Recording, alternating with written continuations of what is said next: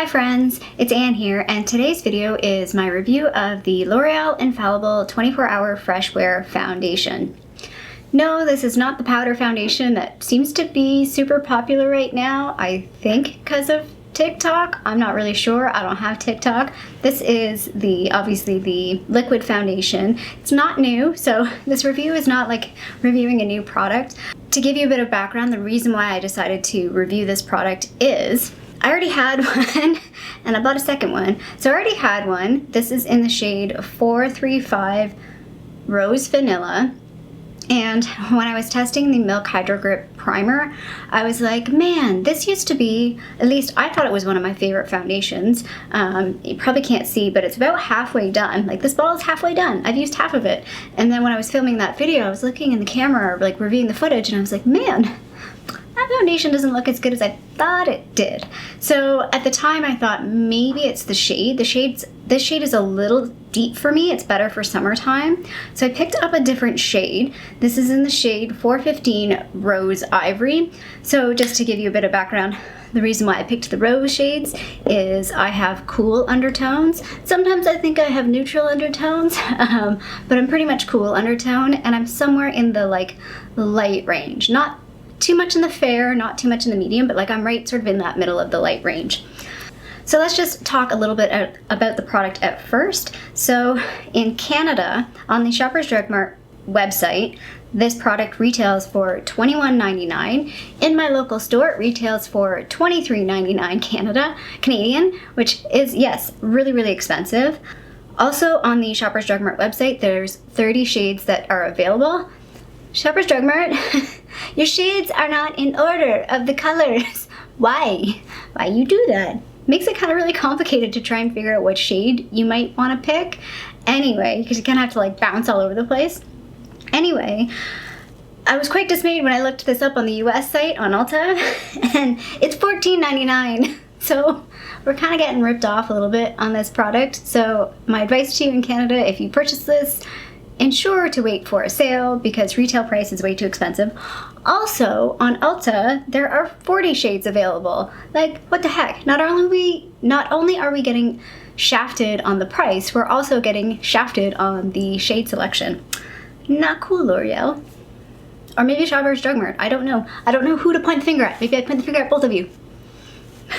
Anyway, so I tested this probably over around 6 to 10 days, and I did make some notes on various things that I tested. I'm not going to go through each day of what I tested. I'm just going to talk about the things that I have discovered for myself. So, number one, primer matters in this case. Part of me always thinks that primer is a bit of a like, gimmicky kind of step, but in this case, I feel like the primer matters. The other thing I forgot to mention at the beginning is I have more of a normal, leaning slightly dry skin right now in the winter, particularly because of all the heat. But yeah, I pretty much sit in that normal range. I will get some dry patches, and then I'll have a random day where my face is just like kind of oily, and I'm like, where did that come from? But mostly I'm in that normal range. So the primers for me that really work for this are sort of that pore filling primer. So the Professional primer, which is what I'm wearing today, or the Touch in Sol No Pore Blob. Every time!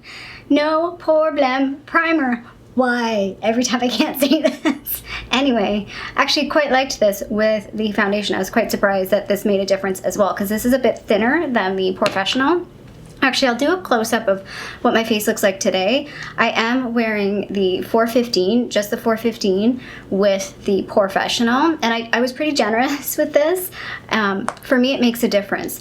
So lesson number 2 with this is that, and I think to me this is the biggest lesson, is undertone or tone matters.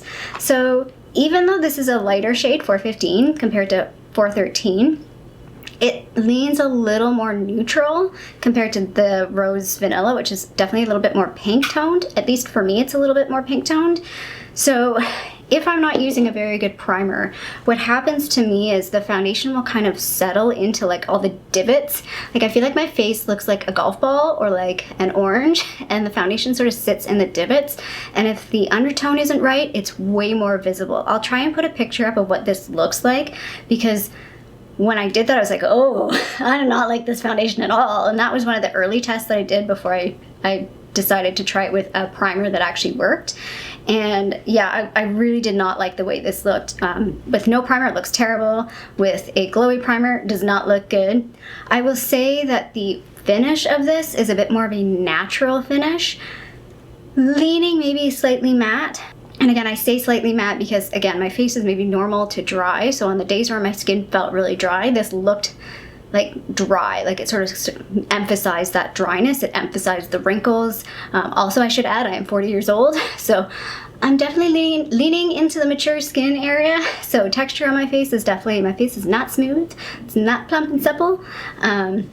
So yeah, that was, I think, the biggest thing that I really realized was undertone can make the foundation look worse than it does. So I've also kind of learned some things. So even though this is a little bit darker, I do like this on my face a little bit better. I like the way it kind of sits on my face a little bit better.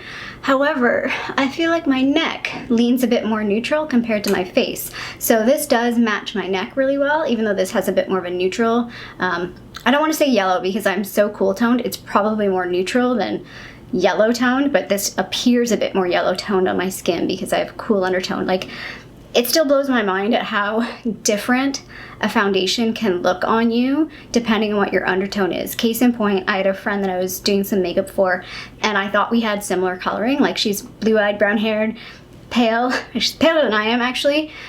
She actually has very warm undertone, so all my foundations looked super pink on her, and I was like, whoa! Like, it's so amazing how your undertone can make a huge difference on how the foundation looks. So it may not be the actual foundation, and it may not even be the shade. The shade level might be right. It may actually be the undertone. So I found that really interesting to sort of really learn and really emphasize how important that is, or how big of a difference that can make. I also feel like I've tried the Ordinary foundation, the serum foundation, and I had it in the shade 1.2N, which again, probably was a bit more yellow on me. Again, sometimes I think I'm a little more neutral than I am. I probably should have tried a cooler shade in that range. I think they have cool shades, and it probably would have worked better for me. But again, because my neck is a bit more neutral, it's sort of like this battle because like I said, I get that divot situation happening on my face, and it's very more apparent when I'm using more of like a yellow toned or neutral toned foundation that appears a bit yellow on my skin. It's the same reason why I can't use banana powders. Like, yellow powders look terrible on me. It looks horrible. And I would say the third important thing that I've learned, which I've kind of alluded to, is the finish of this. The finish of this is fairly natural to matte, so I do not need to powder. If I powder this foundation, it looks so bad. I shouldn't say so bad, but it definitely emphasizes the texture, emphasizes the dryness, emphasizes the fact that this is a foundation. So I will say this foundation is definitely a foundation. Like, it looks like a foundation. You can tell I'm wearing foundation if you were close up to me in person. It looks really good on camera. So for me, this is a great filming foundation. I think I really, really like it for filming. Again, because it's that completely sort of neutral finish type foundation. For example, like the other day when I was testing this, I would accidentally kind of scratch my face, and like you clearly see where I scratched the foundation off. Like, it definitely looks like foundation. So I think this foundation probably works better if you are normal to oily. If you're super oily, you definitely would need to powder this. Like, I feel like this foundation, it does set. Like, to me, it sets and dries down. It won't like move around unless you have oilier skin. You'll probably want to powder it. I also tried some combinations of like mixing the two together. I also tried this one and mixing it with, I have like a NYX white foundation mixer. That worked quite well. Again, to me, the biggest difference was using the right primer, not powdering. And again, if I could take this and make it lighter like this, like again, adding that white foundation, that's kind of the most ideal for me. I also feel like this is maybe more of a summer type foundation for me, just because, again, I sort of lean more normal, maybe slightly oily on some days in the summertime, so I feel like it's more fitting for that. I just also wanted to show a picture, or maybe I'll throw in a video, I'm not sure, of like a side-by-side. I did do a side-by-side testing the foundation, this foundation against the Dr. Jart BB cream, because I feel like that BB cream is sitting on my face, sits on my face a lot nicer, regardless of what primer I'm using. I've been using my VDL Glowy primer. Again, does not work well with this foundation. I just feel like that, especially on first blush, that BB cream sits on my face very well. The interesting fact, again, because the BB cream is a BB cream and it's a bit more, I would say it's a bit more glow. So like if you have oily skin, you probably won't like that. And I did notice that on some reviews for that product, that people with oily skin don't like that product. That near the end of the day, like after several hours of wear, the L'Oreal did last longer. Like it was definitely on my skin, whereas the BB cream was definitely fading, definitely disappearing, but because of the finish on it, it fades in a way that looks very, very natural. Whereas the L'Oreal foundation, when it starts to wear off, it can get a bit patchy and it can get a little wonky. So again, you probably want to touch it up as it's wearing down. Okay, this is a quick little side-by-side test. So I'm wearing the BB cream, the Dr. Jart BB cream on this side, and I'm wearing 413 and L'Oreal on this side.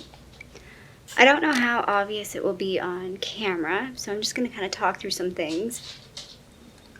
Hi. Good morning. So, I feel like the 415 definitely has a bit of a yellow tint on my skin. It definitely has slightly more coverage than the BB cream. I think you can see that where you can see sort of through my skin. Although I do have like a zit there. I just sort of did like a light one layer, like I didn't go very heavy with it. But I do feel like this is heavier, so I did accidentally like scratch my face and you could see sort of like where the foundation was taken off. I do feel like the finish, I don't know again how apparent it is a little more, like a hair more dewy on the BB cream side, and it's a hair more matte on the other side. And good morning. Good morning, mister. I know Mama's got the camera out, so somebody wants to perform. Hello. What a good boy you are. What a good boy you are. So I'm not wearing any face makeup, so I'm not wearing bronzer, blush, and highlighter. But yeah, just on visual, like in person, the BB cream just looks a little bit better, but the other foundation doesn't look too bad either. Oh, look a little rough. Just doing a quick mid-afternoon update, but just wanted to do a check-in to kind of show where the makeup's sitting. I feel like, I don't know if you can see it on camera, but I feel like the L'Oreal side is definitely more long wearing. I feel like the BB cream is definitely worn off quite a bit. Hello, Harley. But I'll take a photo, see how things look. And yeah, again, you could see the undertone. I feel like the BB cream has, even though it's got that gray undertone, there's something about it that seems to match my skin tone a little bit better than that 415 shade. Again, that 415 shade just leans a little bit yellow, especially when it starts wearing and you can see my natural skin. I definitely have a lot of pink in my skin. One of the reasons why I never wore blush for years. So yeah, I like the foundation. It is no longer a favorite now that I've kind of really given a thorough testing and I understand it. It's a little finicky for me to use, and it's not a favorite, but I can see why it could be someone's favorite if, again, you find a match for your skin tone and if you have more normal to slightly oily skin. So for that reason, if I were to give this like a star rating, I would maybe give this a 3 out of 5, maybe a 3.5 out of 5, but probably closer to a 3 out of 5. And again, that's mostly personal preference. I'm more of like the other thing I didn't mention actually is it's definitely a medium coverage.